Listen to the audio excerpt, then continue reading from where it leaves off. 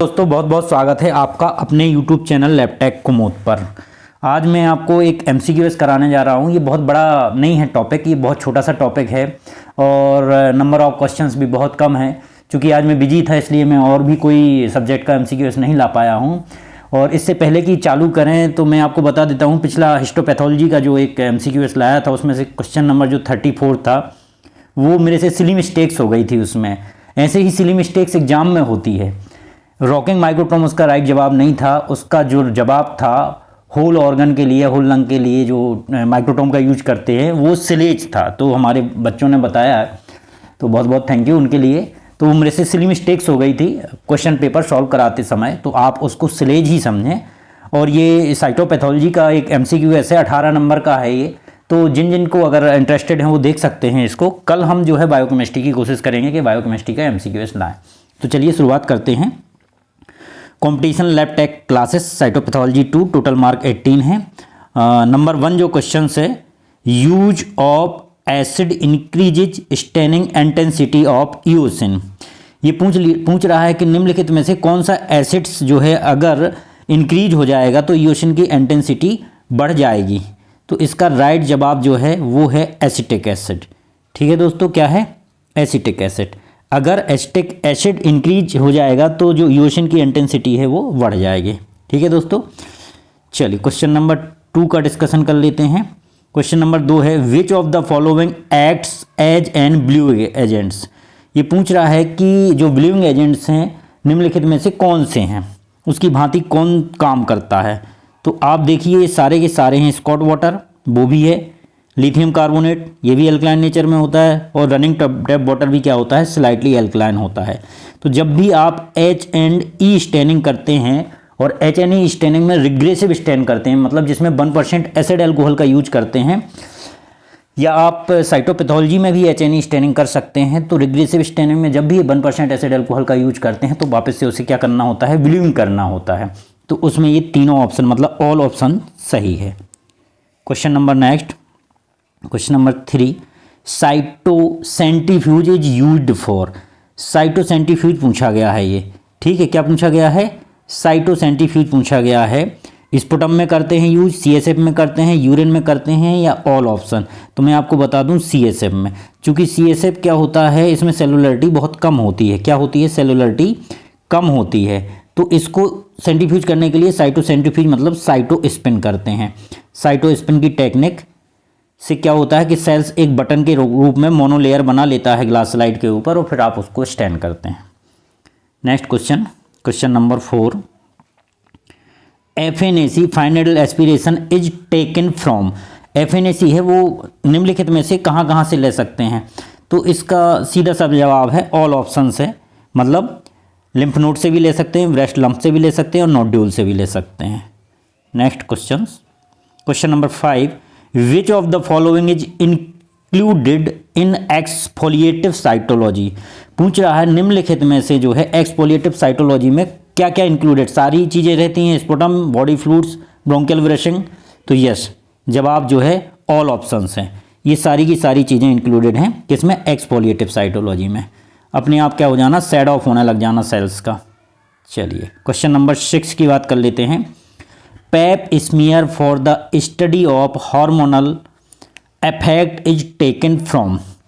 Pipe smear जो कि cervix से भी करते हैं, वेजाइना का भी जो लेते हैं स्पेसिमेन, यूट्रस का भी लेते हैं, यहाँ से जो स्मीयर ऑब्टेन करते हैं उसमें हम उसको पैप स्मीयर बोलते हैं। तो अगर हार्मोनल इफेक्ट्स देखने के लिए स्टडी करना है तो कहाँ से आप स्मीयर को लोगे? तो राइट जवाब जो है वो है वेजाइना।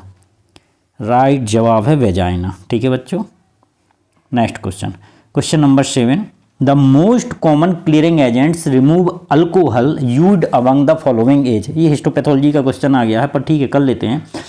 पूछा गया है कि जो मोस्ट कॉमनली क्लियरिंग एजेंट्स है वो कौन सा है जो अल्कोहल को रिमूव करता है। तो राइट जवाब जो है वो है जाइलिन। बाकी के भी सारे क्या हैं, क्लियरिंग एजेंट्स हैं। चलिए नेक्स्ट क्वेश्चन पे चलते हैं।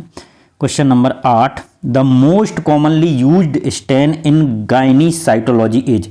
मोस्ट कॉमनली पूछा गया है कि मोस्ट कॉमनली जो स्टेन यूज होता है गायनीसाइटोलॉजी में वो क्या है, तो आप सब जानते हो पैप है। इसके अलावा पास भी कर सकते हैं, फंगस के लिए कर सकते हैं, ग्लाइकोजन के लिए कर सकते हैं, कार्बोहाइड्रेट्स के लिए कर सकते हैं, एमजीजी भी मेग्रूनवाल्ड जिम्सा भी कर सकते हैं, लेकिन जो मोस्ट कॉमनली है वो है आपका pap stain. Question number 9, study of cell which are shed spontaneously from epithelial surface of the body is known as. देखो अभी मैंने बोला था ना आपको सेड ऑफ होने लग जाती हैं सेल्स जो, तो वो स्पॉन्टेनियसली साइटोपैथोलॉजी में आती है, वो उसकी ब्रांच जो है, क्योंकि साइटोपैथोलॉजी की जो ब्रांच होती हैं 4 तरह की ब्रांच होती हैं, एक एक्सफोलिएटिव साइटोलॉजी, दूसरी एस्पिरेट साइटोलॉजी, और तीसरी टच एंड इम्प्रिंट साइटोलॉजी, और चौथी जो होती है वो लिक्विड वेस्ट साइटोलॉजी होती है। तो अब जो सेल्स सेड ऑफ होने लग जाती हैं वो साइटोपैथोलॉजी क्या कहलाती है, तो आप सब जानते हो, ये नई चीज़ नहीं है कोई, exfoliative cytology. Next question, question number 10, the refractive index of DPX is. DPX का रिफ्रैक्टिव इंडेक्स पूछा गया है, कल के पेपर में मैंने आपको बताया था किसका, कनाडा वेल्सम का, यहाँ पूछा गया है डीपीएक्स का।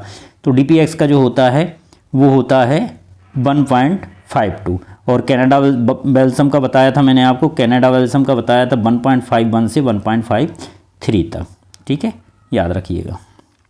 Question number 11, the colour of cytoplasm is खालिस्तान इन पैप स्टेन। तो जो साइटोप्लाज्म में कलर देती है पैप स्टेन वो कौन सी हो सकती है, पिंक भी हो सकती है, ब्लू भी हो सकती है, येलो भी हो सकती है, तो all option is a right answer. क्यों, क्योंकि इसमें क्या है आपका superficial cells, intermediate cells, basal cell, parabasal cell, squamous cells, keratin, और आपका जो है आरबीसी, सबको ये कलर देना है। जो E36 यूज करते हो और OG6 यूज करते हो आप साइटोप्लाज्मिक स्टेन पैप स्टेन के अंतर्गत, तो ये सारी चीज़ों को कलर देता है जो जो मैंने आपको बताया, तो इसलिए पिंक किसी में ब्लू, किसी में येलो। चलिए next question, question number 12, in exfoliative cytology which fixative cause shrinkage and haemolysis of erythrocytes. ये पूछ रहा है कि एक्सफोलिएटिव साइटोलॉजी में अगर आप निम्नलिखित में से जिस फिक्जेटिव्स का यूज कर रहे हो वो श्रिंकेज कर सकता है, सेल्स को श्रिंक कर सकता है, और साथ में क्या कर सकता है, हीमोलाइज कर सकता है एरिथ्रोसाइट्स को, वो कौन सा है। तो मैंने कल के भी पेपर में जो मैंने हिस्टोपैथोलॉजी का MCQ डाला था उसमें बताया था कॉर्नवाइस इसका राइट आंसर है।